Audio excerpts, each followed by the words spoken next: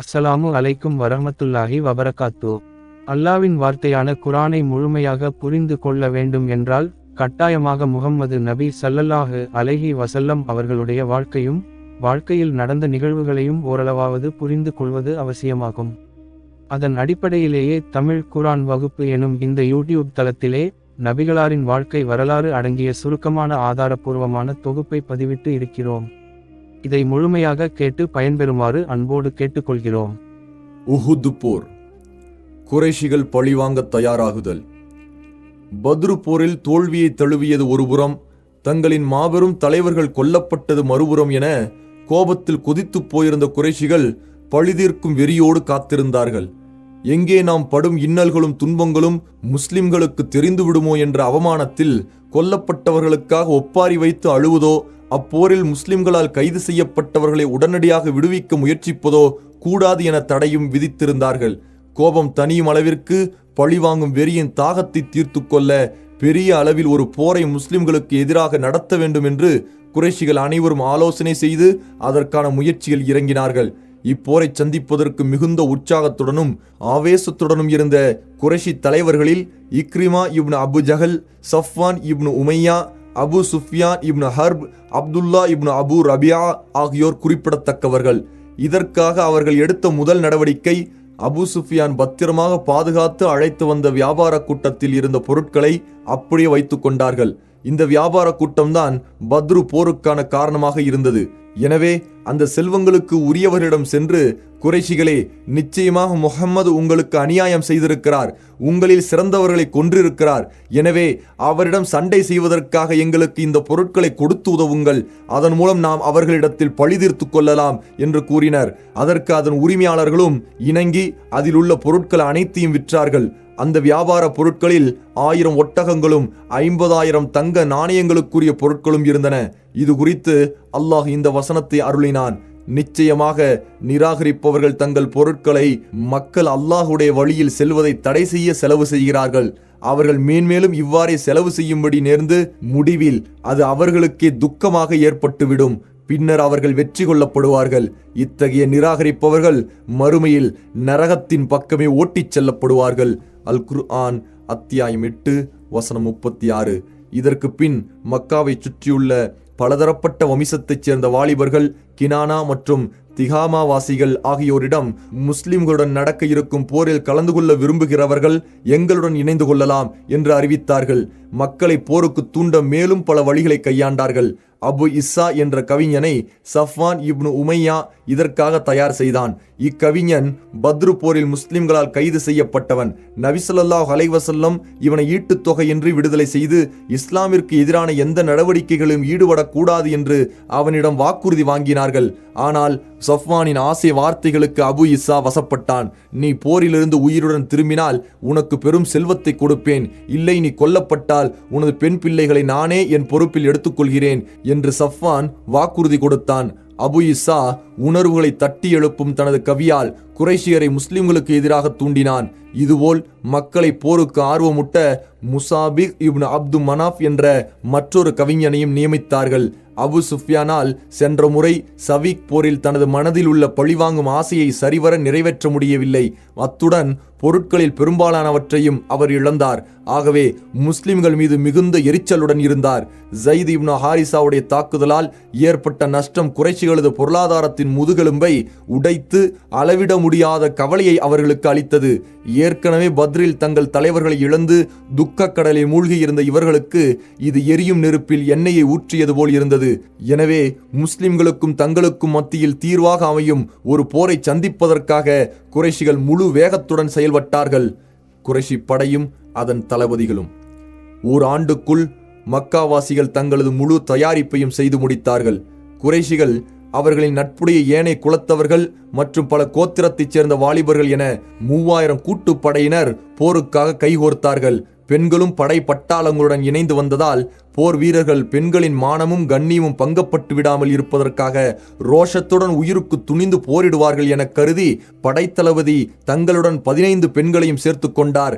இப்படையில் 3000 ஒட்டகங்கள், 200 குதிரைகள் மற்றும் 700 கவச ஆடைகள் இருந்தன. ஆதாரம் ஜாதுல் மவாத். இப்படையின் பொது தளபதியாக அபு சுஃப்யான் இப்னு ஹர்ஃப் இருந்தார். குதிரை படை வீரர்களுக்கு காலித் இப்னு வலீதும் அவருக்கு துணையாக இக்ரிமா இப்னு அபு ஜஹலும் பொறுப்பேற்றார்கள். அப்துத்தார் கிளையினரிடம் போர்க்கொடி கொடுக்கப்பட்டது. மக்காவின் படை புறப்படுகிறது. இவ்வாறு முழு தயாரிப்புடன் மக்கா படை மதீனாவை நோக்கி புறப்பட்டது. பழைய பகைமையும் உள்ளத்தில் இருந்த குரோதமும் இதுவரை கண்ட தோல்வியும் அவர்களது உள்ளங்களில் மேலும் கோப நெருப்பை மூட்டியவாறே இருந்தது. வெகு விரைவில் நடக்க இருக்கும் பெரும் சண்டையை நினைத்து ஆறுதல் அடைந்தவர்களாக பயணத்தை தொடர்ந்தார்கள். முஸ்லிம்கள் எதிரிகளை உளவு பார்த்தல். அப்பாஸ் இப்னு அப்துல் முத்தலிப் ரலியல்லாஹு அன்ஹு குறைஷிகளின் செயல்களையும் அதன் இராணுவ தயாரிப்புகளையும் கண்காணித்து வந்தார். மக்காவிலிருந்து படை புறப்பட்டு சென்றவுடன் அவசரமாக படையின் முழு விவரங்களை ஒரு கடிதத்தில் குறிப்பிட்டு அதை நபி ஸல்லல்லாஹு அலைஹி வஸல்லம் அவர்களிடம் அனுப்பி வைத்தார். அப்பாஸின் தூதர் ஏறக்குறைய 500 கிலோமீட்டர் உள்ள தூரத்தை 3 நாட்களுக்குள் அதிவிரைவில் கடந்து நபி ஸல்லல்லாஹு அலைஹி வஸல்லம் அவர்களிடம் அக்கடிதத்தை ஒப்படைத்தார். அன்று நபி ஸல்லல்லாஹு அலைஹி வஸல்லம் அவர்கள் குபா பள்ளிவாசலில் தங்கியிருந்தார்கள். நபி அவர்களுக்கு அக்கடிதத்தை உபை இப்னு கஅப் ரலியல்லாஹு அன்ஹு படித்து காண்பித்தார்.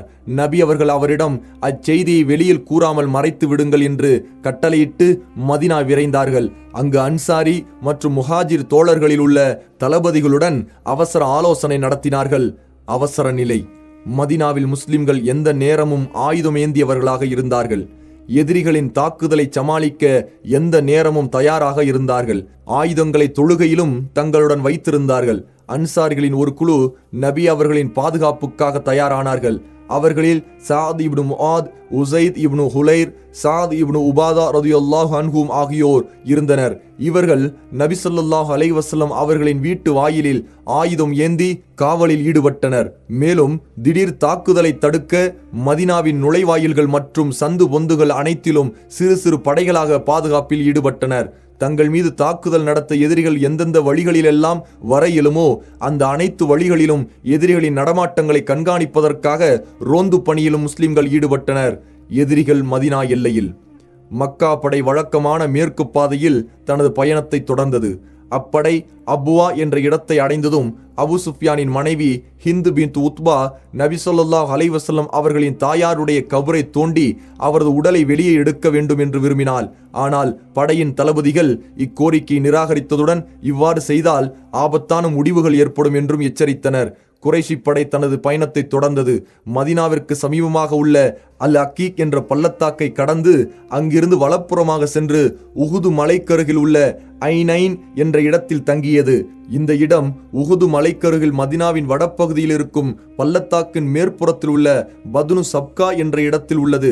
ஆக மக்காவின் படை இவ்விடத்தில் ஹிஜ்ரி 3 ஷவ்வால் மாதம் பிறை 6 வெள்ளிக்கிழமை அன்று வந்திறங்கி தங்களது இராணுவ முகாம்களை அமைத்துக் கொண்டது. தற்காப்பு திட்டத்தை ஆலோசித்தல். இஸ்லாமிய படையின் ஒற்றர்கள் குறைஷிய இராணுவத்தினரின் நிலைகளை அவ்வப்போது நபி அவர்களுக்கு அனுப்பியவாறு இருந்தார்கள். இறுதியாக எதிரிகள் எங்கு முகாம் அமைத்துள்ளார்கள் என்பது வரை உள்ள செய்திகள் ஒவ்வொன்றையும் நபி ஸல்லல்லாஹு அலைஹி வஸல்லம் அவர்களிடம் கொண்டு வந்து சேர்த்தார்கள். அப்போது மேல்மட்ட இராணுவ ஆலோசனை சபையை நபி ஸல்லல்லாஹு அலைஹி வஸல்லம் அவர்கள் ஒன்று கூட்டி என்ன நடவடிக்கை எடுக்கலாம் என்பதற்கான ஆலோசனைகளை பரிமாறிக் கொண்டதுடன் தான் கண்ட ஒரு கனவையும் அவர்களுக்கு கூறினார்கள். அல்லாஹுவின் மீது சத்தியமாக நான் நல்ல கனவு ஒன்றை கண்டேன். சில மாடுகள் அறுக்கப்படுகின்றன. எனது வாளின் நுனியில் ஒரு ஓட்டை ஏற்படுவதை பார்த்தேன். உறுதிமிக்க பாதுகாப்புடைய கவச ஆடையில் எனது கையை நான் நுழைத்துக் கொள்வதாகவும் பார்த்தேன் என்று கூறி மாடுகள் அறுக்கப்படுவதின் பொருள் தங்களது தோழர்களில் சிலர் கொல்லப்படுவார்கள். வாளில் ஏற்பட்ட ஓட்டையின் கருத்து தனது குடும்பத்தில் ஒருவர் கொல்லப்படுவார். உருக்கு சட்டை என்பது மதீனாவாகும் என்று விளக்கம் கூறினார்கள். பின்பு நபி ஸல்லல்லாஹு அலைஹி வஸல்லம் அவர்கள் தங்களது அபிப்பிராயத்தை தோழர்களிடத்தில் கூறினார்கள். அதாவது மதீனாவை விட்டு நாம் வெளியேறாமல் மதீனாவுக்குள் இருந்து கொண்டே நம்மை பாதுகாத்துக் கொள்வோம். குறைஷிகள் தங்களின் இராணுவ முகாம்களிலேயே தங்கியிருந்தால் எவ்வித பலனையும் அடைய மாட்டார்கள். அவர்கள் தங்குவது அவர்களுக்கு தீங்காக அமையும். அவர்கள் மதீனாவுக்குள் நுழைய முயன்றால் முஸ்லிம்கள் தெரு முனைகளிலிருந்து அவர்களை எதிர்க்க வேண்டும். பெண்கள் வீட்டுக்கு மேலிருந்து தாக்க வேண்டும்.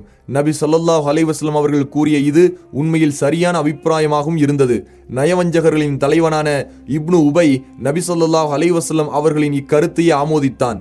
அவன் கஸ்ரஜ் வம்சத்தவர்களின் முக்கிய பிரமுகர்களில் ஒருவன் என்ற அடிப்படையில் இச்சபையில் கலந்திருந்தான். இராணுவ ரீதியாக நபி அவர்களின் கருத்துதான் மிகச் சரியானது என்பதற்காக இப்னு உபை இக்கருத்துடன் ஒத்துப்போகவில்லை. மாறாக அப்போதுதான் எவருக்கும் தெரியாமல் போரிலிருந்து நழுவிவிட இயலும் என்பதற்காகவே இந்த ஆலோசனையை அவன் ஆமோதித்தான்.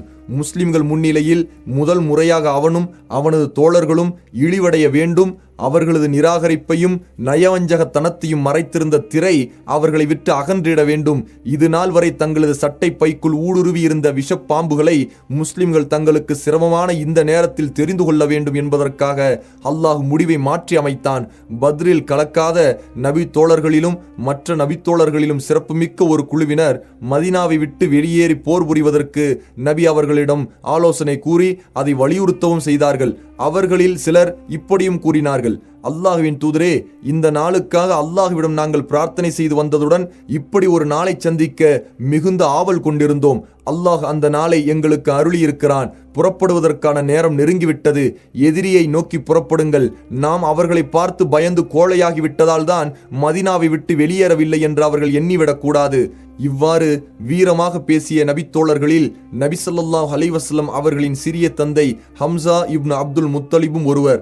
இவர் பத்ரு போரில் கலந்து கொண்டு போற்றத்தக்க அளவில் பங்காற்றினார். இவர் நபி ஸல்லல்லாஹு அலைஹி வஸல்லம் அவர்களிடம், உங்கள் மீது கிதாபை இறக்கிய அல்லாஹ்வின் மீது சத்தியமாக மதீனாவுக்கு வெளியில் அந்த எதிரிகளை எனது வாளால் வெட்டி வீழ்த்தாத வரை எந்த உணவும் சாப்பிட மாட்டேன் என்று சத்தியம் செய்தார். ஆதாரம் சீரத்துல் ஹல்பியா. உணர்ச்சி மிக்க இந்த வீரர்களுக்காக நபி ஸல்லல்லாஹு அலைஹி வஸல்லம் அவர்கள் தங்களது எண்ணத்தை விட்டு கொடுத்தார்கள். மதீனாவை விட்டு வெளியேறி எதிரிகளை திறந்த மைதானத்தில் சந்திக்கலாம் என்ற முடிவு உறுதியானது. படையை திரட்டுதல், போர்க்களம் புறப்படுதல்.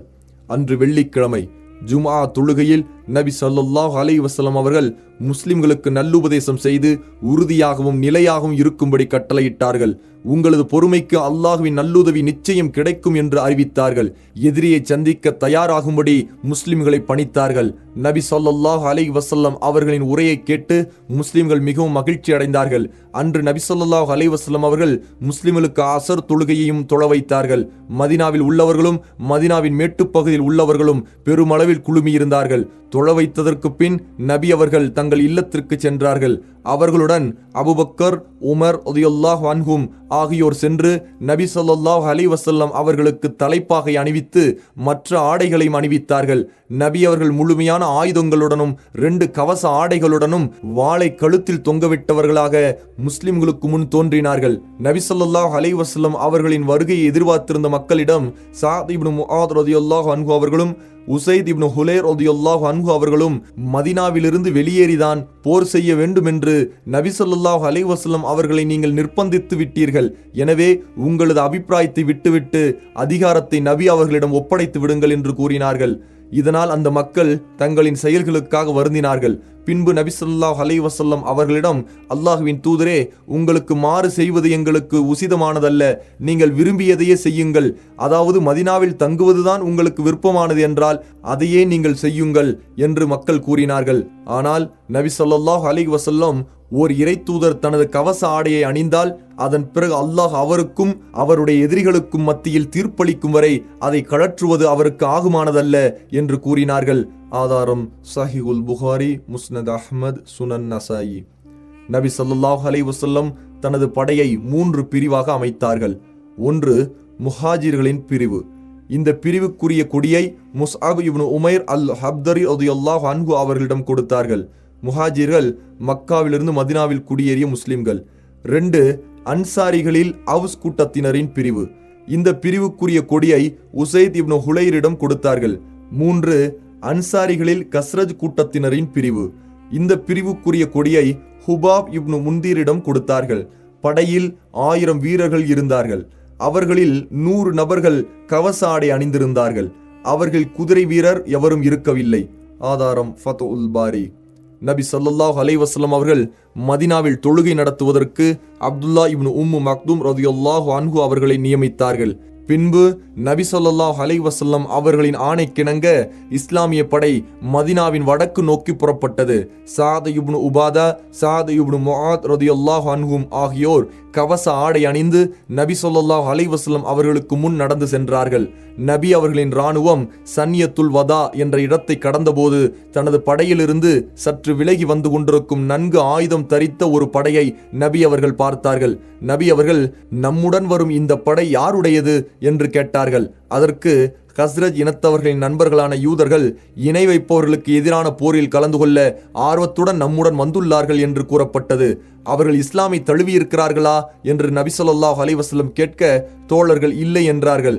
ஆனால் இணை வைப்போருக்கு எதிரான போரில் நிராகரிப்போரை தங்களின் உதவிக்கு அழைத்துச் செல்ல நபி ஸல்லல்லாஹு அலைஹி வஸல்லம் மறுத்துவிட்டார்கள். படையை பார்வையிடுதல். ஷைக்கான் என்ற இடத்தை அடைந்தவுடன் நபி ஸல்லல்லாஹு அலைஹி வஸல்லம் தனது படையை நிறுத்தி பார்வையிட்டார்கள். அதில் வயது குறைந்தவர்களாகவும் போர் செய்வதற்கு வலிமையற்றவர்களாகவும் இருந்தவர்களை மதீனாவிற்கு திருப்பி அனுப்பினார்கள். அவ்வாறு திருப்பி அனுப்பப்பட்டவர்களில் Abdullah ibn Umar, Usama ibn Zaid, Usaid ibn Zuhair, Zaid ibn Thabit, Zaid ibn Arqam, Araba ibn Aws, Amr ibn Hazm, Abu Saeed al Khudri, Zaid ibn Haritha al Ansari, Saad ibn Habba ஆவர். மேலும் இவர்களில் பரா இப்னு ஆசிஃபும் இருந்தார் என்று சிலர் கூறுகின்றனர். ஆனால் சஹீஹுல் புகாரியில் வரும் இவர்களின் ஹதீஸை நாம் கவனிக்கும் போது இவர் போரில் கலந்தார் என தெரிய வருகிறது. ராஃபி இப்னு கதீஜ், சமுரா இப்னு ஜுந்தூப் ரலியல்லாஹு அன்ஹும் ஆகிய இருவரின் வயது குறைவாக இருந்தும் நபி ஸல்லல்லாஹு அலைஹி வஸல்லம் அவர்கள் அந்த இருவரையும் போரில் கலந்து கொள்ள அனுமதி அளித்தார்கள். அதற்கு காரணம் ராஃபி இப்னு கதீஜ் ரலியல்லாஹு அன்ஹும் அம்பெறிவதில் மிக தேர்ச்சி பெற்றவராக இருந்தார். அதனால் அவரை போரில் கலந்து கொள்ள அனுமதித்தார்கள். அப்போது சமுரா ரலியல்லாஹு அன்ஹு, ராஃபியை விட நான் பலமிக்கவன், நான் அவரை சண்டையிட்டு வீழ்த்தும் அளவுக்கு ஆற்றல் உள்ளவன் என்றார். நபி அவர்கள் அந்த இருவரையும் தனக்கு எதிரில் மல்யுத்தம் செய்ய பணித்தார்கள். அந்த இருவரும் சண்டையிட்ட போது சமுரா ராஃபியை வீழ்த்தினார். இதனால் நபி அவர்கள் சமுராவும் போரில் கலந்து கொள்ள அனுமதித்தார்கள். உஹுதுக்கும் மதீனாவுக்கும் இடையில் மாலை நேரமாகவே நபி ஸல்லல்லாஹு அலைஹி வஸல்லம் அவர்கள் ஷைக்கானில் மக்ரிப் தொழுதார்கள். பின்பு இஷாவும் தொழுது அங்கேயே இரவை கழித்திட ஏற்பாடு செய்தார்கள். தனது இராணுவத்தை பாதுகாப்பதற்காக இராணுவ முகாமை சுற்றிலும் 50 வீரர்களை நியமித்தார்கள். அவர்களுக்கு தலைவராக காஃப் இப்னு அஷ்ரஃபை கொலை செய்ய சென்ற குழுவுக்கு தளபதியாக இருந்த முஹம்மது இப்னு மஸ்லமாவை நியமித்தார்கள். தக்வான் இப்னு அப்துல் கைஸ் ரலியல்லாஹு அன்ஹு நபி ஸல்லல்லாஹு அலைஹி வஸல்லம் அவர்களை பாதுகாக்கும் பொறுப்பில் இருந்தார்கள். முரண்டு பிடிக்கிறான் இப்னு உபை. ஃபஜ்ர் அதிகாலை தொழுகையின் நேரம் வருவதற்கு முன்பே அங்கிருந்து தனது படையை அழைத்து கொண்டு புறப்பட்டார்கள். அஷவுத் என்ற இடத்தை அடைந்து அங்கு ஃபஜ்ர் தொழுகை நடத்தினார்கள். ஒருவருக்கொருவர் பார்த்து கொள்ளும் அளவு எதிரிகளுக்கு நெருக்கமாக இஸ்லாமிய படை இருந்தது. அந்த நேரத்தில் நயவஞ்சகனான இப்னு உபை படையில் 1/3 பகுதியினரான 300 வீரர்களை அழைத்து கொண்டு போர் செய்யாமல் திரும்ப முரண்டு பிடித்தான். நாங்கள் எதற்காக எங்கள் உயிர்களை மாய்த்து கொள்வோம்? நபி அவர்களோ தனது கருத்தை விட்டுவிட்டு மற்றவரின் கருத்தை ஏற்று இங்கே வந்திருக்கிறார் என்று காரணம் கூறி தனது வீரர்களுடன் படையிலிருந்து திரும்பினான். நபி ஸல்லல்லாஹு அலைஹி வஸல்லம் அவர்கள் தனது கருத்தை விட்டுவிட்டு பிறர் கருத்தை ஏற்றுக்கொண்டார்கள் என்பது இவன் விலகிச் சென்றதற்கான உண்மையான காரணம் அல்ல. ஏனென்றால் அவனது நோக்கம் இதுவாக இருந்திருந்தால் இந்த இடம் வரை நபி அவர்களின் படையுடன் அவன் வந்திருக்க மாட்டான். இதையே காரணமாக கூறி முஸ்லிம்களுடன் புறப்படாமல் மதீனாவிலேயே தங்கியிருப்பான்.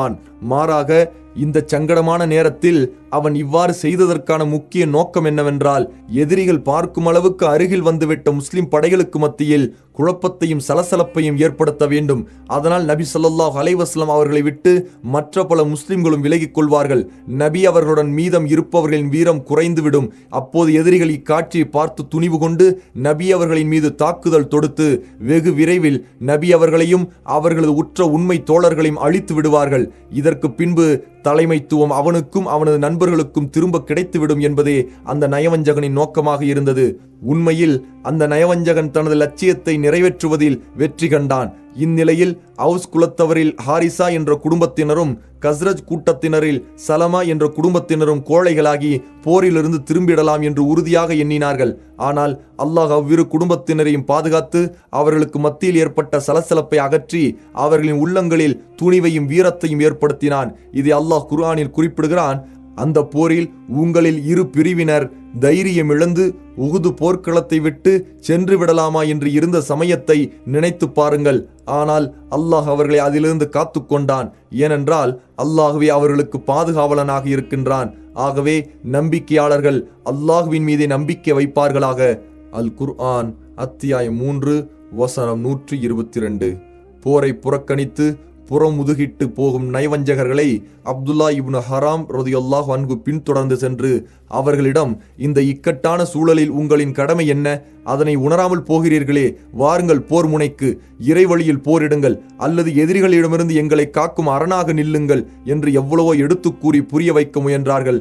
ஆனால் அவர்கள், உண்மையில் நீங்கள் போருக்குத்தான் வந்திருக்கிறீர்கள் என்று எங்களுக்கு உறுதியாக தெரிந்திருந்தால் நாங்கள் உங்களை விட்டு திரும்பி இருக்க மாட்டோம். அதாவது நீங்கள் போருக்கு வரவில்லை, மாறாக தங்களை தாங்களே அழித்துக் கொள்ள வந்திருக்கிறீர்கள் என்று கூறினார்கள். இதை கேட்ட அப்துல்லா இப்னு ஹராம் ரலியல்லாஹு அன்ஹு, அல்லாஹ்வின் எதிரிகளே, அல்லாஹ் உங்களை அவனது கருணையிலிருந்து தூரமாக்கட்டும், உங்களை விட்டும் அல்லாஹ் தனது நபியை முற்றிலும் தேவையற்றவராக ஆக்கிவிடுவான் என்று கூறி அவர்களை விட்டு திரும்பி விட்டார்கள். இந்த நயவஞ்சகர்கள் குறித்துதான் அல்லாஹ் கூறுகிறான், நம்பிக்கையாளர்களே, அந்த நயவஞ்சகர்களை நோக்கி நம்முடன் சேர்ந்து அல்லாஹ்வின் பாதையில் போர் புரிய வாருங்கள், அல்லது அந்த நிராகரிப்பவர்களை எங்களை விட்டும் தடுத்துக் கொள்ளுங்கள் என்று கூறப்பட்டதற்கு, இதனை நாங்கள் போர் என்று கருதியிருந்தால் நிச்சயமாக உங்களை தொடர்ந்தே வந்திருப்போம் என்று அவர்கள் கூறினார்கள். அன்றைய தினம் அவர்கள் நம்பிக்கையை விட நிராகரிப்புக்கே மிகவும் நெருங்கி இருந்தார்கள். தங்கள் மனதில் இல்லாதவற்றையே அவர்கள் தங்கள் வாயால் கூறினார்கள். அவர்கள் தங்கள் மனதில் மறைத்துக் கொண்டிருப்பதை அல்லாஹ் நன்கறிவான். அல் குர்ஆன் அத்தியாயம் 3 வசனம் 167. மீதமுள்ள இஸ்லாமிய படை உஹுதை நோக்கி. அப்துல்லா இப்னு உபை இஸ்லாமிய படையிலிருந்து அத்துமீறி விலகிச் சென்ற பின் மீதமுள்ள 700 வீரர்களை அழைத்து கொண்டு நபி ஸல்லல்லாஹு அலைஹி வஸல்லம் அவர்கள் எதிரியை நோக்கி புறப்பட்டார்கள். எதிரிகளின் படை நபி அவர்கள் சென்றடைய வேண்டிய உஹுதுக்கு மத்தியில் தடையாக இருந்தது. எனவே நபி அவர்கள் எதிரிகளுக்கு அருகில் செல்லாமல் வேறு சுருக்கமான வழியில் யார் நம்மை உஹுது வரையிலும் அழைத்துச் செல்வார்கள் என்று கேட்டார்கள். அப்போது அபு ஹைசமா ரலியல்லாஹு அன்ஹு, அல்லாஹ்வின் தூதரே, நான் இருக்கிறேன் என்று கூறி ஹாரிசா கிளையினருக்கு சொந்தமான விவசாய நிலங்கள் வழியாகவும் அவர்களின் களத்து மேடுகளின் வழியாகவும் அழைத்துச் சென்றார். இப்போது எதிரிகளின் படை மேற்கு திசையில் இருந்தது. வழியில் மிர்பா இப்னு ஹைலிக்கு சொந்தமான தோட்டத்தின் வழியாக முஸ்லிம்களின் படை செல்ல வேண்டிய நிலை ஏற்பட்டது. இவன் குருடனாகவும் நயவஞ்சகனாகவும் இருந்தான். முஸ்லிம்களின் படை தனது தோட்டத்தை கடந்து செல்கிறார்கள் என்று தெரிந்தவுடன் மண்ணை வாரி முஸ்லிம்களின் முகத்தில் எறிந்தான். மேலும், நீ அல்லாஹ்வின் தூதராக இருந்தால் எனது தோட்டத்தில் நுழைய உனக்கு அனுமதி அளிக்க மாட்டேன் என்று கத்தினான். இதனால் கோபமடைந்த முஸ்லிம்கள் அவனை கொல்ல விரைந்தார்கள். ஆனால் நபி ஸல்லல்லாஹு அலைஹி வஸல்லம் அவர்கள் தங்களின் தோழர்களை தடுத்துவிட்டு, இவன் குருடன், இவனது உள்ளமும் குருடு, இவனது பார்வையும் குருடு என்றார்கள். நபி ஸல்லல்லாஹு அலைஹி வஸல்லம் இறுதியாக உத்வத்துல் வாதியில் உஹுது மலைக்கு அருகில் உள்ள கணவாயில் தனது படையுடன் இறங்கினார்கள். பிறகு மதினாவை முன்னோக்கியவாறு தங்களது கூடாரங்களை அமைத்தார்கள். படையின் பிற்பகுதி உஹுது மலையை நோக்கி இருந்தது. இந்த அமைப்பின்படி முஸ்லிம்களின் படைக்கும் மதினா நகரத்துக்கும் மத்தியில் எதிரிகளின் படை தங்கியிருந்தது. தற்காப்பு திட்டம். நபி ஸல்லல்லாஹு அலைஹி வஸல்லம் தங்களது படையை கட்டமைத்தார்கள். பல அணிகளாக அவர்களை நியமித்த பின்பு திறமையாக அம்பெய்வதில் நன்கு தேர்ச்சி பெற்றிருந்த 50 வீரர்களை தேர்ந்தெடுத்து அவர்களுக்கு தலைவராக பத்ரு போரில் கலந்து கொண்ட அவுஸ் கிளையைச் சேர்ந்த அப்துல்லா இப்னு ஜுபைர் இப்னு நுஹ்மான் அல் அன்சாரியை நியமித்தார்கள். பின்பு அவர்களை கனாத் என்ற பள்ளத்தாக்கின் வடக்கு பக்கம் அமைந்துள்ள மலையில் நிலையாக தங்கி முஸ்லிம்களை பாதுகாக்க வேண்டும் என்று பணித்தார்கள். இந்த மலை முஸ்லிம்களின் இராணுவ முகாம்களிலிருந்து தென்கிழக்கில் சுமார் 150 மீட்டர் தொலைவில் இருந்தது. நபி ஸல்லல்லாஹு அலைஹி வஸல்லம் இந்த அம்பு எறியும் வீரர்களுக்கு கூறிய அறிவுரைகளிலிருந்து இப்படையினரை அங்கு நியமித்ததின் காரணத்தை தெரிந்து கொள்ளலாம். நபி அவர்கள் தளபதிக்கு கூறிய உபதேசம் வருமாறு: எதிரிகளின் குதிரைப்படை எங்களை நெருங்க விடாமல் அம்பெய்து அவர்களை நீர் தடுக்க வேண்டும். எதிரிகள் எங்களுக்கு பின்புறத்திலிருந்து வந்துவிடக்கூடாது. போர் நமக்கு சாதகமாக அல்லது பாதகமாக அமைந்தாலும் நீர் உனது இடத்தில் நிலையாக இருக்க வேண்டும். உமது வழியாக எதிரிகள் எங்களை தாக்கிவிடக்கூடாது. ஆதாரம் இப்னு ஹிஷாம். இவ்வாறு தளபதிக்கு உபதேசம் செய்த பிறகு மற்ற வீரர்களுக்கு நபி ஸல்லல்லாஹு அலைஹி வஸல்லம் பின்வருமாறு அறிவுரை கூறினார்கள்: நீங்கள் எங்களின் முதுகு பக்கங்களை, அதாவது பிற்பகுதியை பாதுகாத்துக் கொள்ளுங்கள். நாங்கள் போரில் கொல்லப்படுவதை பார்த்தாலும் நீங்கள் எங்களுக்கு உதவ வராதீர்கள். நாங்கள் வெற்றி பெற்று பொருட்களை சேகரிப்பதை பார்த்தாலும் அதிலும் நீங்கள் எங்களுடன் இணைந்து விடாதீர்கள். ஆதாரம் முஸ்னத் அஹ்மத், முஹ்ஜமுத் தப்ரானி. இதே அறிவுரை சஹீஹுல் புகாரியில் இவ்வாறு இடம்பெற்றுள்ளது: எங்களை பறவைகள் கொத்தித் தின்பதை நீங்கள் பார்த்தாலும் நான் உங்களுக்கு கூறி அனுப்பும் வரை உங்களது இடத்தை விட்டு நீங்கள் அகன்றிட வேண்டாம். நாங்கள் எதிரிகளை தோற்கடித்து அவர்களின் சடலங்களை மிதித்து செல்வதை பார்த்தாலும் நான் கூறி அனுப்பும் வரை நீங்கள் அகன்றிட வேண்டாம். நபி அவர்கள் இவ்வாறு கடுமையான இராணுவ சட்டங்களை கூறி இந்த சிறிய குழுவை மலையில் நிறுத்தியதின் மூலம் முஸ்லிம்களின் பின்புறமாக எதிரிகள் ஊடுருவி அவர்களை சுற்றி வளைத்து தாக்குதல் நடத்த வாய்ப்புள்ள ஒரு முக்கிய வழியை அடைத்து விட்டார்கள். படையின் வலப்பக்கத்தில் முந்திர் இப்னு அம்ர் ரலியல்லாஹு அன்ஹு அவர்களையும், இடப்பக்கத்தில் ஜுபைர் இப்னு அவ்வாம் ரலியல்லாஹு அன்ஹு அவர்களையும், ஜுபைருக்கு உதவியாக மிக்தாத் இப்னு அஸ்வத் ரலியல்லாஹு அன்ஹு அவர்களையும் நியமித்தார்கள். காலித் இப்னு வலீதின் தலைமையில் உள்ள எதிரிகளின் குதிரைப்படைகளை எதிர்க்கும் பொறுப்பை இடப்பக்கத்தில் நிறுத்தியிருந்த ஜுபைர் இப்னு அவ்வாம் ரலியல்லாஹு அன்ஹு அவர்களிடம் கொடுத்தார்கள். மேலும் முஸ்லிம்களுடைய அணிகளின் முன்பகுதியில் வீரத்திலும் துணிவிலும் பிரபல்யமான, மேலும் ஒருவரே 1000 நபருக்கு சமமானவர் என்று புகழ்பெற்ற சிறந்த வீரர்களின் ஒரு குழுவை தேர்வு செய்து நிறுத்தினார்கள். நபி ஸல்லல்லாஹு அலைஹி வஸல்லம் அவர்களின் இந்த திட்டமும் இராணுவ அமைப்பும் மிக்க நுட்பமானதாகவும் ஞானமிக்கதாகவும் இருந்தது. இதன் மூலம் நபி அவர்களின் போர் நிபுணத்துவத்தின் தனிச்சிறப்பு தெளிவாகிறது. மேலும் ஒரு தளபதி அவர் எவ்வளவுதான் திறமைசாலியாக இருந்தாலும் நபி அவர்கள் வகுத்த இந்த திட்டத்தை விட சிறந்ததை, நுணுக்கமானதை அவரால் ஏற்படுத்திட இயலாது.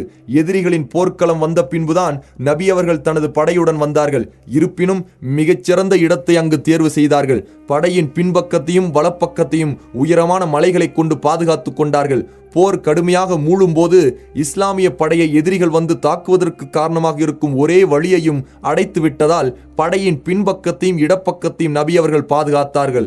முஸ்லிம்களுக்கு தோல்வி ஏற்பட்டால் பின்வாங்கும் போது விரட்டி வரும் எதிரிகளின் கைகளில் சிக்காமல் இருப்பதற்காக தங்களது படைக்கு உயரமான இடத்தை நபி அவர்கள் தேர்வு செய்தார்கள். மேலும் எதிரிகள் தங்களை நோக்கி முன்னேறி தங்களையும் தங்களது இராணுவ முகாம்களையும் கைப்பற்றிட நினைக்கும் போது அவர்களுக்கு பெரும் சேதத்தை ஏற்படுத்த இது வசதியாக இருக்கும். எதிரிகளை மைதானத்தின் மிக தாழ்ந்த பகுதியில் நபி அவர்கள் ஒதுக்கிவிட்டதில் மிகப்பெரிய நன்மை இருந்தது. அதாவது, ஒரு கால் எதிரிகளுக்கு வெற்றி ஏற்பட்டால் எதிரிகள் வெற்றியின் பலனை முழுமையாக அடைந்து கொள்ள முடியாது. வெற்றி முஸ்லிம்களுக்கு ஏற்பட்டால் முஸ்லிம்கள் எதிரிகளை விரட்டி பிடிக்கும் போது முஸ்லிம்களின் கையில் இருந்து அவர்களால் தப்பித்துக் கொள்ளவும் முடியாது. இஸ்லாமிய படையின் எண்ணிக்கை குறைவாக இருந்ததால் தங்களது தோழர்களில் வீரத்தால் புகழ் பெற்றவர்களை தேர்வு செய்து படையின் முன்னிறுத்தி அந்த குறையை நிறைவு செய்தார்கள்.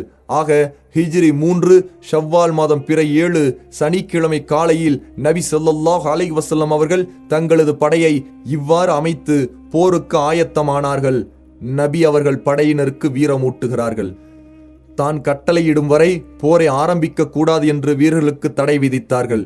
நபி அவர்கள் 2 கவச ஆடை அணிந்திருந்தார்கள். தங்களது தோழர்களுக்கு போர் புரிவதற்கு ஆர்வமூட்டியதுடன் எதிரிகளை சந்திக்கும் போது சகிப்புடன் இருந்து வீரத்தை வெளிப்படுத்த தூண்டினார்கள். தங்களின் தோழர்களுக்கு வீரத்தை ஊட்டும் வகையில் ஒரு கூர்மையான வாளை உருவி தங்களது தோழர்களிடம், இவ்வாளை என்னிடம் வாங்கி அதற்குரிய கடமையை நிறைவேற்றுபவர் யார் என்று கேட்டார்கள். அப்போது நபி அவர்களிடமிருந்து அதை வாங்குவதற்கு பலர் முன்வந்தார்கள். அவர்களில் அலி இப்னு அபு தாலிப், ஜுபைர் இப்னு அவ்வாம், உமர் இப்னு ஹத்தாப் ரலியல்லாஹு அன்ஹும் ஆகியோர் அடங்குவர். இறுதியாக அபு துஜானா என்று அழைக்கப்படும் சிமாக் இப்னு கரஷா ரலியல்லாஹு அன்ஹு அவர்கள் எழுந்து, அல்லாஹுவின் தூதரே, அதற்குரிய கடமை என்ன என்று கேட்டார்கள். அதற்கு நபி அவர்கள், இந்த வாள் வளையும் வரை இதன் மூலம் எதிரிகளின் முகங்களை நீ வெட்ட வேண்டும் என்றார்கள். இறை தூதரே, இதன் கடமையை நான் நிறைவேற்றுவேன் என்று அபு துஜானா ரலியல்லாஹு அன்ஹு அவர்கள் கூறினார்கள். நபி அவர்கள் அவருக்கு அந்த வாளை கொடுத்தார்கள். அபு துஜானா ரலியல்லாஹு அன்ஹு மாபெரும் போர் வீரராக இருந்தார். போர் சமயத்தில் மிகுந்த பெருமையுடன் நடந்து செல்வார். அவரிடம் ஒரு சிவப்பு நிற தலைப்பாகை இருந்தது. அத்தலைப்பாகையை அவர் அணிந்து கொண்டால் மரணிக்கும் வரை போர் உரிவார் என்று மக்கள் அவரை பற்றி தெரிந்து கொள்வார்கள். நபி அவர்களின் கரத்திலிருந்து வாளை அபு துஜானா ரலியல்லாஹு அன்ஹு வாங்கியவுடன் தான் வைத்திருந்த சிவப்பு தலைப்பாகையை கட்டிக்கொண்டு 2 அணிகளுக்கிடையில் பெருமையுடன் நடந்தார். இதை பார்த்த நபி அவர்கள், இவ்வாறு நடப்பதை அல்லாஹ் வெறுக்கிறான், ஆனால் இது போன்ற இடங்களிலேயே தவிர என்று கூறினார்கள். மக்கா படையின் அமைப்பு. இணை வைப்பவர்கள் தங்களது படையை பல அணிகளாக அமைத்தார்கள். படையினரின் உள்ளத்தில் இடம் பிடித்திருந்த அபு சுஃபியான் போரின் தளபதியாக இருந்தார். படையின் வலப்பக்கத்திற்கு காலித் இப்னு வலீத் தலைமையேற்றார். இடப்பக்கத்திற்கு இக்ரிமா இப்னு அபு ஜஹல் தலைமையேற்றார். காலாட்படை வீரர்களுக்கு சஃப்வான் இப்னு உமையாவும், அம்பெரியும் வீரர்களுக்கு அப்துல்லா இப்னு அபு ரபியாவும் தலைமை வகித்தார்கள். அப்துத்தார் என்ற குடும்பத்தினர் இப்படையின் கொடியை ஏந்தியிருந்தார்கள். குசை இப்னு கிலாபிடமிருந்து அப்து மனாப் குடும்பத்தினர் பதவிகளையும் தகுதிகளையும் பங்கு வைத்துக் கொண்டபோது அப்துத்தார் குடும்பத்தினருக்கு போரில் கொடிபிடிக்கும் பதவி கிடைத்தது. இதன் விவரத்தை இந்நூலின் தொடக்கத்தில் நாம் கூறியிருக்கின்றோம். இப்பதவியில் அவர்களிடம் வேறு யாரும் போட்டி போட்டு அதை பறித்து கொள்ள முடியாது. இவ்வாறு தலைமுறையாக இந்த சடங்குகளை அவர்கள் பின்பற்றி வந்தார்கள். எனினும் படையின் பொது தளபதியான அபு சுஃபியான் பத்ரு போரில் கொடியை ஏந்தியிருந்த நலிர் இப்னு ஹாரிஸ் கைது செய்யப்பட்டதால் குறைஷிகளுக்கு ஏற்பட்ட தோல்வியை நினைவூட்டினார். மேலும் இவர்களின் கோபத்தையும் வெறியையும் கிளறுவதற்காக பின்வருமாறு உரை நிகழ்த்தினார். அப்துத்தார் குடும்பத்தினரே, பத்ரு போரில் எங்களின் கொடிக்கு நீங்கள்தான் பொறுப்பு வகித்தீர்கள். போரில் எங்களுக்கு என்ன கைசேதம் ஏற்பட்டது என்பது உங்களுக்கு தெரியும். படைக்கு ஏற்படக்கூடிய நிலைக்கு அவற்றின் கொடிகளே காரணமாக இருக்கிறது. கொடி வீழ்ந்துவிட்டால் படையினரின் பாதங்களும் ஆட்டம் கண்டு விடுகின்றன. படைகள் தோல்வியை தழுவி விடுகின்றன. நீங்கள் எங்களது கொடியை பாதுகாத்துக் கொள்ளுங்கள். அப்படி முடியவில்லை என்றால் எங்களிடம் அந்த கொடியை கொடுத்து விடுங்கள். நாங்கள் அதை பாதுகாத்துக் கொள்கிறோம். அபு சுஃபியான் தனது இந்த சிற்றுரையின் மூலம் தனது நோக்கத்தில் வெற்றி கண்டார். அபு சுஃபியானின் உரையை கேட்ட அப்துத்தார் குடும்பத்தினர் கடும் சினம் கொண்டு அவரை எச்சரித்தார்கள். எங்களது கொடியை நாங்கள் உமக்கு கொடுக்க வேண்டுமா? நாளை நாங்கள் போர் புரியும் போது எவ்வாறு நடந்து கொள்கிறோம் என்று நீ பார்க்கத்தான் போகிறாய் என்று கர்ஜித்தார்கள். இவர்கள் சூளுரைத்தது போன்றே போரில் கொடியை காப்பதில் பெரும் தியாகம் செய்தார்கள். இந்த குடும்பம் முழுவதுமே கொடியை காப்பதிலே தங்களது உயிரை மாய்த்து கொண்டார்கள். குறைஷிகள் நடத்திய அரசியல் பேரங்கள். போர் தொடங்குவதற்கு முன்பு முஸ்லிம்களின் அணியில் பிணக்கையும் பிரிவினையையும் ஏற்படுத்த குறைஷிகள் முயன்றார்கள். மதீனா முஸ்லிம்களிடம் அபு சுஃபியான் தூது அனுப்பினார். நீங்கள் எங்கள் ஒன்றுவிட்ட சகோதரரை விட்டு விலகிக் கொள்ளுங்கள். நீங்கள் எங்களுக்கு இடையில் குறுக்கிடாதீர்கள். நாங்கள் உங்களை விட்டு விடுகிறோம். உங்களிடம் போர் செய்ய வேண்டும் என்று எங்களுக்கு எந்த தேவையும் இல்லை. நாங்கள் உங்களிடம் போர் செய்ய வரவில்லை. எங்களது நோக்கம் எங்களது ஒன்றுவிட்ட சகோதரன்தான். இவ்வாறு அபு சுஃபியான் தூதரிடம் கூறி அனுப்பினார். மலைகளை விட உறுதியும் வலுவும் நிறைந்த இறை நம்பிக்கையின் ஆற்றலுக்கு முன் இந்த முயற்சி என்ன பலனளிக்கும்? அபு சுஃபியானின் இந்த பேரத்திற்கு மிக கடுமையாக பதில் தந்ததுடன் அவருக்கு வெறுப்பூட்டும் வார்த்தைகளையும் மதீனா முஸ்லிம்கள் கூறினார்கள். நேரம் நெருங்கியது. இரு கூட்டத்தினரும் ஒருவரை ஒருவர் நெருங்கினார்கள். இந்த நேரத்திலும் மேற்கூறப்பட்ட அதே நோக்கத்திற்காக குறைஷிகள் மீண்டும் ஒருமுறை முயற்சி செய்தார்கள். அதாவது அபு ஆமீர் என்று அழைக்கப்படும் ஒருவன் இருந்தான். இவனது இயற்பெயர் அப்து அம்ர் இப்னு சைஃபி. இவனை மக்கள் ராஹிப், துறவி என்று புகழ்ந்தார்கள். ஆனால் நபி ஸல்லல்லாஹு அலைஹி வஸல்லம் அவர்களோ இவனை அல் ஃபாசிக், பெரும் பாவி என்று இகழ்ந்தார்கள். இவன் அறியாமை காலத்தில் மதீனாவில் அவுஸ் கிளையினரின் தலைவனாக இருந்தான். இஸ்லாமிய மார்க்கம் வந்தவுடன் அதை அவனால் தாங்கிக் கொள்ள முடியவில்லை. நபி அவர்களுடன் வெளிப்படையாக பகைமை கொண்டான். இவன் மதீனாவில் இருந்து வெளியேறி மக்காவிற்கு சென்றான். அங்கு நபி அவர்களுக்கு எதிராக போர் புரிய குறைஷிகளை தூண்டினான். இப்போரில் முதல் அணிகளில் பலதரப்பட்ட வம்சத்தைச் சேர்ந்த வாலிபர்களும் மக்கா நகர அடிமைகளும் இருந்தார்கள். இவனும் அவர்களுடன் இணைந்து கொண்டு அணியின் முதல் வரிசைக்கு வந்தான். மதீனாவாசிகள் தன்னை பார்த்தால் தனக்குத்தான் கட்டுப்படுவார்கள், நபி அவர்களை விட்டு விலகிக் கொள்வார்கள் என்று குறைஷிகளுக்கு வாக்களித்தான். பிறகு முஸ்லிம்களை முன்னோக்கி அவர்களில் தனது கூட்டத்தினரை கூவி அழைத்து, அவுஸ் கிளையினரே, நான் தான் அபு ஆமீர் என்று தன்னைத்தானே அறிமுகப்படுத்தினான். அதற்கு முஸ்லிம்கள், பாவியே, அல்லாஹ் உனக்கு அருள் புரிய மாட்டான், உன்னிடம் பேசுவதை நாங்கள் விரும்பவில்லை என்று பதில் கூறினார்கள். அதற்கு அவன், எனது கூட்டத்தினருக்கு நான் வந்த பின்பு ஏதோ தீங்கு நிகழ்ந்து விட்டது என்று கூறி தொடர்ந்து பேசுவதை நிறுத்தி கொண்டான்.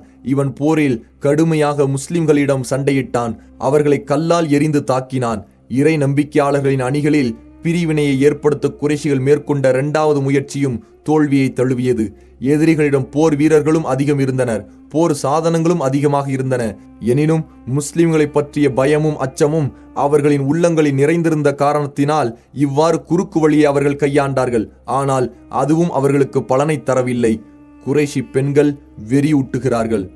குறைஷி பெண்களும் போரில் தங்களால் முடிந்த அளவு பங்காற்றினார்கள். இந்த பெண்களுக்கு ஹிந்து பின்த் உத்பா, அபு சுஃபியானின் மனைவி, தலைமை ஏற்று வழி நடத்தினார். தமது படை வீரர்களிடையே சென்று மேளங்களை அடித்து பாட்டு பாடி உணர்வுகளை தூண்டினார்கள். அம்பெரியும் வீரர்கள், ஈட்டியால் தாக்கும் வீரர்கள், வாள் வீசும் வீரர்கள், கொடியேந்தி இருந்த வீரர்கள் என படையினர் அனைவரையும் கவர்ந்து அவர்களை ஆவேசப்படுத்தினார்கள். கொடியேந்தி இருந்த வீரர்களை பார்த்து பின்வருமாறு கவி பாடினார்கள். அப்துத்தார் வம்சத்தினரை பாருங்கள், படையின் பிற்பகுதி பாதுகாவலர்களை பாருங்கள், வாளை வீசி நன்றாக போரிடுங்கள். அடுத்து தங்களது சமூகத்தினரை பார்த்து பின்வருமாறு கவிபாடி அவர்கள் போரில் ஆர்வத்துடனும் வெறியுடனும் ஈடுபட தூண்டினார்கள். நீங்கள் எதிரிகளை பிளந்து சென்று வெற்றி கண்டால் பட்டு கம்பளம் விரித்து ஆறத் தழுவி உங்களை வரவேற்போம். போரில் புறமுதுகிட்டால் அன்பிலார் பிரிவதைப் போல் காதலின்றி உங்களை பிரிந்து விடுவோம். இவ்வாறு கவிதை பாடினார்கள். போரின் முதல் தீப்பிழம்பு. இரு படைகளும் நெருங்கின. சண்டையிட நேரம் நெருங்கியது. இணை வைப்பவர்களின் கொடியை ஏந்தியிருந்த தல்ஹா இப்னு அபு தல்ஹா போரின் முதல் தீப்பிழம்பை மூட்டினான்.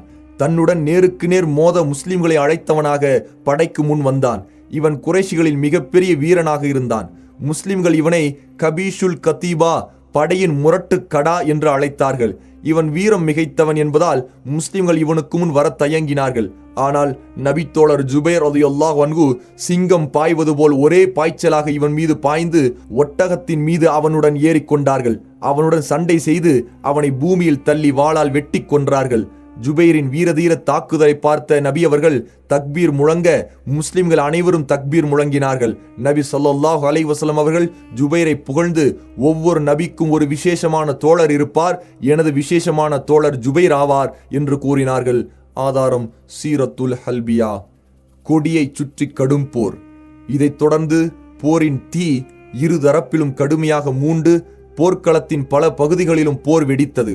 குறிப்பாக போரின் கடுமை இணை வைப்போரின் கொடியை சுற்றியே இருந்தது. கொடியை சுமந்திருந்த தல்ஹா இப்னு அபு தல்ஹா கொலை செய்யப்பட்ட பின் அவனது சகோதரன் உஸ்மான் இப்னு அபு தல்ஹா அக்கொடியை பிடித்து போர் செய்ய முன்வந்தான். பெருமையுடன் பின்வருமாறு ஒரு கவிதையை பாடினான். கொடி பிடித்தோரின் கடமையாவது ஈட்டி குருதியால் நிறம் மாற வேண்டும் அல்லது அது உடைய வேண்டும். அவனுக்கு எவ்வித அவகாசமும் கொடுக்காமல் ஹம்சா இப்னு அப்துல் முத்தலிப் ரலியல்லாஹு அன்ஹு அவன் மீது பாய்ந்து அவனது புஜத்தில் கடுமையாக வெட்டினார்கள். அந்த வெட்டு அவனது கையை அவனது உடலிலிருந்து தனியாக்கியதுடன் அவனது தொப்புள் வரை சென்றடைந்து அவனது குடல்கள் வெளியேறின. பின்பு மற்றொரு சகோதரன் அபு சாத் இப்னு அபு தல்ஹா கொடியை சுமந்தான். அவனை நோக்கி சாத் இப்னு அபு வக்காஸ் ரலியல்லாஹு அன்ஹு அம்பெறிந்தார்கள். அந்த அம்பு அவனது தாடையின் கீழாக குத்தி கிழித்து வெளியேறியது. இதனால் அவனது நாவு வெளியேறியது. அடுத்த வினாடியே அவனும் செத்து விழுந்தான். பின்பு முசாஃபிக் இப்னு தல்ஹா இப்னு அபு தல்ஹா என்பவன் கொடியை தாங்கினான். அவனை ஆசிம் இப்னு சாமித் இப்னு அபுல் அஃப்லஹ் ரலியல்லாஹு அன்ஹு அம்பெறிந்து கொன்றார். அதற்கு பின் அவனது சகோதரன் கிலாப் இப்னு தல்ஹா இப்னு அபு தல்ஹா கொடியை ஏந்தினான். இவன் மீது ஜுபேர் இப்னு அவ்வாம் ரலியல்லாஹு அன்ஹு பாய்ந்து அவனை வெட்டி வீழ்த்தினார்கள். அதற்கு பின் இந்த இருவர்களின் சகோதரன் ஜுலாஸ் இப்னு தல்ஹா இப்னு அபு தல்ஹா கொடியை ஏந்தினான். இவனை தல்ஹா இப்னு உபைதுல்லா ரலியல்லாஹு அன்ஹு ஈட்டியால் குத்தி கொன்றார்கள். இவ்வாறு அபு தல்ஹா எனப்படும் அப்துல்லா இப்னு உஸ்மான் இப்னு அப்துத்தாரின் குடும்பத்திலிருந்து 6 நபர்கள் கொடிக்காக கொல்லப்பட்டார்கள். பின்பு கொடியை அப்துத்தாரின் கிளையினரிடமிருந்து அர்தா இப்னு ஷுரஹ்பீல் சுமந்தான். இவனை அலி இப்னு அபு தாலிப் ரலியல்லாஹு அன்ஹு கொன்றார்கள். பின்பு அக்கொடியை ஷுரைக் இப்னு காரில் அதை சுமந்து கொள்ள அவனை குஸ்மான் வெட்டி வீழ்த்தினார். இந்த குஸ்மான் உண்மையில் நயவஞ்சகராக இருந்தார். அவர் மார்க்கத்திற்காக போர் புரிய வரவில்லை, மாறாக தனது இனத்திற்கு உதவ வேண்டும் என்ற வெறியில்தான் வந்திருந்தார். பின்பு கொடியை அம்ரு இப்னு அப்து மனாஃப் அல் அப்தரி சுமந்து கொள்ளவே அவரையும் குஸ்மான் வெட்டி வீழ்த்தினார். பின்பு கொடியை ஷுரஹ்பீல் இப்னு ஹாஷிம் அல் அப்தரியின் மகன் ஒருவன் சுமந்து கொள்ள அவனையும் குஸ்மான் வெட்டி வீழ்த்தினார். இவ்வாறு கொடியை சுமந்த அப்துத்தார் குடும்பத்தினர் 10 நபர்களும் அழிக்கப்பட்டார்கள். இதற்கு பின்பு அவர்களின் குடும்பத்தைச் சேர்ந்தவர்களில் கொடியை தாங்கிக் கொள்ள எவரும் இல்லாததால் அவர்களின் ஹபஷி அடிமை ஷுஆப் என்பவன் முன்வந்து கொடியை தாங்கி பிடித்து தனது எஜமானர்களை விட வீரத்துடன் போரிட்டான். போரில் அவனது 2 கரங்களும் துண்டிக்கப்படவே கொடியின் மீது மண்டியிட்டு அமர்ந்து கீழே விழுந்து விடாமல் பாதுகாக்க அதை தனது நெஞ்சோடும் கழுத்தோடும் அணைத்துக் கொண்டான். இறுதியில் அவன் கொல்லப்பட்ட போது, அல்லாஹுவே, நான் முடிந்தவரை முயற்சி செய்தேன், என் மீது இனி குற்றமில்லை அல்லவா என்று கூறியவனாகவே செத்தான். இவ்வடிமை சுஆப் கொல்லப்பட்டதற்கு பின் எதிரிகளின் கொடி பூமியில் சாய்ந்தது. அதை சுமப்பதற்கு யாரும் இல்லாததால் இறுதி வரை அது கீழேயே கிடந்தது. மற்ற பகுதிகளில் சண்டை. இணை வைப்பவர்களின் கொடியை சுற்றி போர் கடினமாக நடந்ததைப் போன்று போர்க்களத்தின் மற்ற பகுதிகளிலும் உக்கிரமான போர் நடந்தது. முஸ்லிம்கள் எதிரிகளின் படையை இறை நம்பிக்கை எனும் பலத்துடன் மிக துணிச்சலாக எதிர்கொண்டு அவர்களை திக்குமுக்காட வைத்தார்கள். தங்களுக்கு மத்தியில் அம்து என்ற இரகசிய அடையாள வார்த்தையை கூறிக்கொண்டே எதிரிகளின் படையை பிளந்து சென்றார்கள். சிவப்பு தலைப்பாகை அணிந்து நபி ஸல்லல்லாஹு அலைஹி வஸல்லம் அவர்களின் வாளை ஏந்தி அதன் கடமையை நிறைவேற்ற வேண்டும் என உறுதி கொண்டிருந்த அபு துஜானா ரலியல்லாஹு அன்ஹு எதிரிகளின் படைக்குள் புகுந்து தனக்கு எதிரே வந்த வந்த ஒவ்வொரு எதிரியையும் வெட்டி வீழ்த்தினார்கள். இதை பற்றி ஜுபைர் இப்னு அவ்வாம் ரலியல்லாஹு அன்ஹு பின்வருமாறு கூறுகிறார்கள். நபி அவர்களிடம் வாளை நான் கேட்டபோது அதை எனக்கு அளிக்காமல் அபு துஜானாவுக்கு கொடுத்ததை பற்றி எனக்கு கவலையாக இருந்தது. நான் நபி அவர்களின் மாமி சஃபியாவின் மகன், குறைஷி குலத்தைச் சேர்ந்தவன். அவரை விட முந்தி அந்த வாளை நபி அவர்களிடம் நான் தான் கேட்டேன். ஆனால் என்னை விட்டுவிட்டு நபி அவர்கள் அவருக்கு அந்த வாளை கொடுத்தார்கள். அல்லாஹ்வின் மீது சத்தியமாக அப்படி என்னதான் அபு துஜானா செய்துவிடப் போகிறார் என்று பார்ப்போம் என்று எனக்குள் கூறிக்கொண்டு அவரை தொடர்ந்து கவனித்தேன். அவர் சிவப்பு தலைப்பாகையை எடுத்து அணிந்தார். இதை பார்த்த மதீனாவாசிகள் அபு துஜானா மரணத்தின் தலைப்பாகையை எடுத்துவிட்டார் என்று கூறினார்கள். அதை அணிந்து கொண்ட அபு துஜானா பின்வருமாறு கவிதையை பாடி போரில் குதிக்கலானார். பேரிச்சந்தோட்டத்திலே நண்பர் என்னிடம் ஒப்பந்தம் செய்தார். அல்லாஹ் மற்றும் தூதருடைய வாளால் நான் போரிடுவேன். ஒருபோதும் படையின் பிற்பகுதியில் நில்லேன். அவர் சண்டையிட்ட எவரையும் கொல்லாமல் விடவில்லை. போர்க்களத்தில் இணை வைப்பவர்கள் ஒருவன் எங்களில் காயமடைந்தவர்களை தேடிச் சென்று அவர்களை தொல்லை செய்து கொண்டிருந்தான். அபு துஜானா ரலியல்லாஹு அன்ஹு அவனுக்கு அருகில் சென்றபோது, அல்லாஹ்வே அந்த இருவரையும் சந்திக்கவை என்று நான் பிரார்த்தித்தேன். அவ்வாறே அபு துஜானாவும் அந்த எதிரியும் சந்தித்து சண்டையிட்டார்கள். எதிரி அபு துஜானாவை வெட்ட வந்தபோது அபு துஜானா ரலியல்லாஹு அன்ஹு தனது கேடயத்தால் அதை தடுத்தார். அவனது வாள் அபு துஜானாவுடைய கேடயத்துக்குள் சிக்கிக் கொண்டது. உடனே அபு துஜானா ரலியல்லாஹு அன்ஹு தனது வாளால் அவனை வெட்டி வீழ்த்தினார்கள். ஆதாரம் இப்னு ஹிஷாம். பின்பு அபு துஜானா ரலியல்லாஹு அன்ஹு எதிரிகளின் அணியை கிழித்து கொண்டு செல்லுகையில் குறைஷி பெண்களின் தளபதி ஹிந்துக்கருகில் செல்ல நேர்ந்தது. ஆனால் அவருக்கு அவர் யார் என்று தெரியாது. இதை பற்றி அபு துஜானாவே கூறுகிறார். போருக்கு மக்களை பயங்கரமாக தூண்டிக் கொண்டிருக்கும் ஒருவரை நான் பார்த்தேன். நான் அவரை முன்னோக்கி சென்று அவர் மீது என் வாளை வீச எண்ணிய போது அவர் என் பக்கம் திரும்பினார். அவரை பெண் என்று அறிந்து கொண்ட நான் ஒரு பெண்ணை கொலை செய்து நபி அவர்கள் கொடுத்த வாளின் கண்ணியத்தை குறைத்துவிடக் கூடாது என்பதற்காக அவளை கொல்லாமல் விட்டுவிட்டேன். அந்த பெண் ஹிந்து பின்த் உத்பாவாகும். இதை பற்றி ஜுபைர் இப்னு அவ்வாம் ரலியல்லாஹு அன்ஹு கூறுகிறார்கள். அபு துஜானா ஹிந்துடைய தலையின் நடுப்பகுதிக்கு வாளை கொண்டு சென்று விட்டு திருப்பி விட்டார். இதை கண்ட நான், அபு துஜானா ஏன் இவ்வாறு செய்தார்? அல்லாஹும் அவனது தூதரும் தான் நன்கறிந்தவர்கள் என்று எனக்குள் கூறிக்கொண்டேன். ஆதாரம் இப்னு ஹிஷாம். ஹம்சா இப்னு அப்துல் முத்தலிப் ரலியல்லாஹு அன்ஹு சிங்கம் பாய்ந்து தாக்குவதைப் போல் எதிரிகளை பாய்ந்து தாக்கியவராக எதிரி படையின் நடுப்பகுதிக்குள் சென்று விட்டார். அவருக்கு முன் எதிர்த்து நின்ற வீரமற்ற எதிரிகள் புயல் காற்றில் இலைகள் பறப்பது போன்று அவரை பார்த்து விரண்டார்கள். இணை வைப்பவர்களின் கொடியை சுமந்திருப்பவர்களை அழிப்பதில் ஹம்சா ரலியல்லாஹு அன்ஹு எடுத்துக்கொண்ட பங்கை பற்றி இதற்கு முன்பே நாம் கூறியிருக்கின்றோம். இறுதியாக முன்னணி வீரர்களில் இருந்த இவர் கொல்லப்பட்டார். போர் மைதானத்தில் இவருடன் நேருக்கு நேர் போரிட்டுக் கொள்ள சக்தியற்ற எதிரிகள் கோழைத்தனமாக தாக்குதல் நடத்தி இவரை வஞ்சகமாக கொன்றார்கள். அல்லாஹுவின் சிங்கம் வீரமரணம். அல்லாஹுவின் சிங்கம் ஹம்சா ரலியல்லாஹு அன்ஹு அவர்களை கொன்ற வக்ஷி இப்னு ஹர்ஃப் அது குறித்து கூறுகிறார்.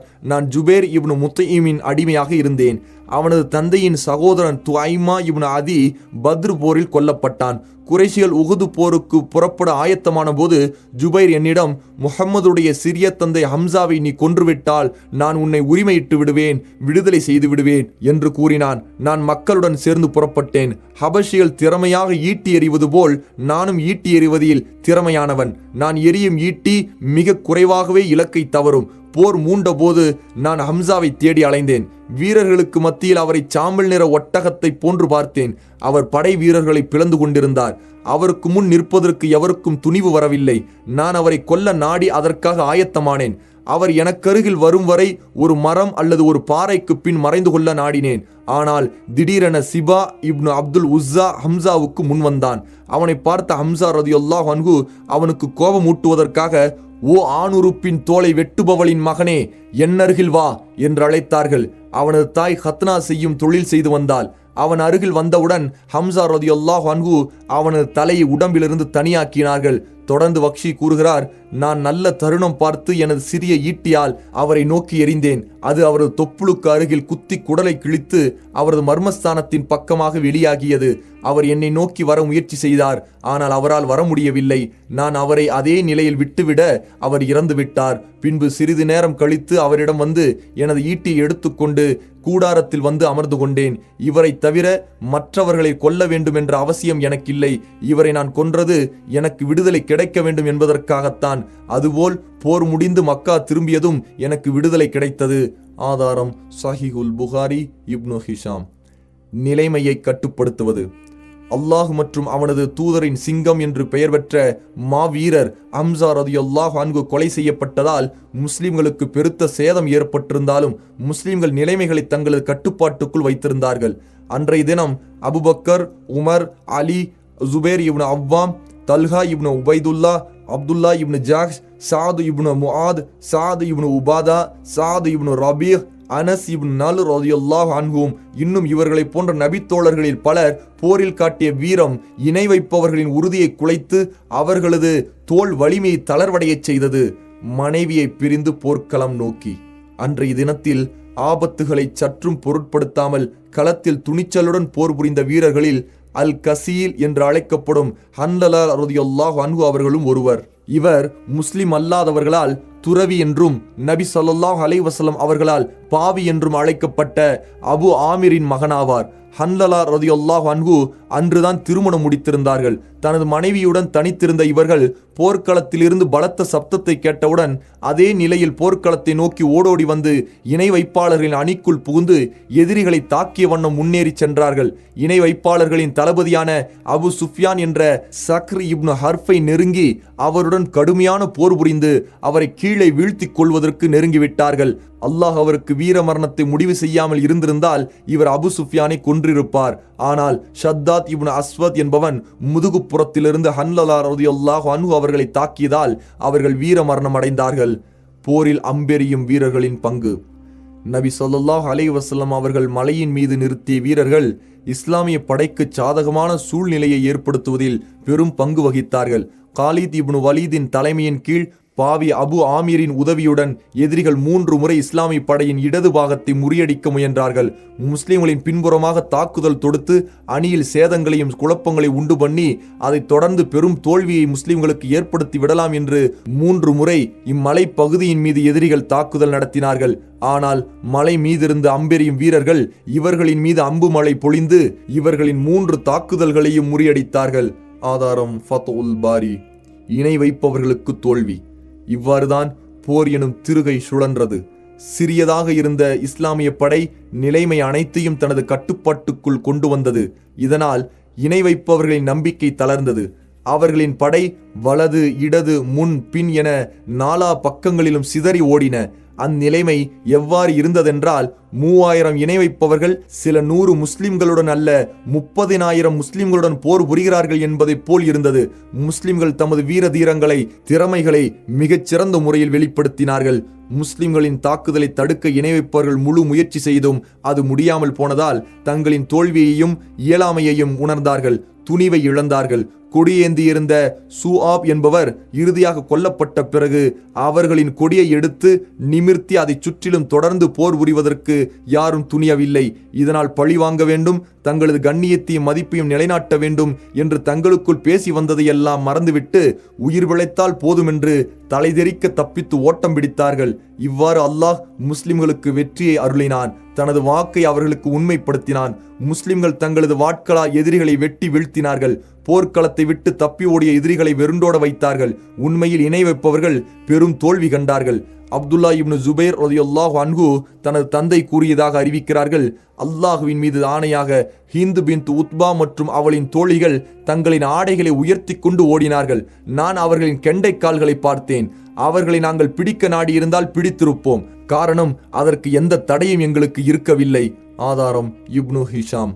சஹீஹுல் புகாரியில் இடம்பெற்றுள்ள பரா இப்னு ஆசிஃப் ரலியல்லாஹு அன்ஹு அறிவிப்பில் வருவதாவது: நாங்கள் எதிரிகளை எதிர்த்து போரிட்ட போது பெண்களை பார்த்தோம். அவர்கள் தோல்வியுற்று விரண்டோடினார்கள். தங்களது கெண்டை கால்களில் அணிந்திருந்த சலங்கைகள் தெரியும் அளவுக்கு ஆடைகளை உயர்த்தி கொண்டு மலைகளின் மேல் ஓடினார்கள். முஸ்லிம்கள் இணை வைப்பாளர்களை பின்தொடர்ந்து சென்று அவர்களை வெட்டி வீழ்த்தி அவர்களின் பொருட்களையும் கைப்பற்றினார்கள்.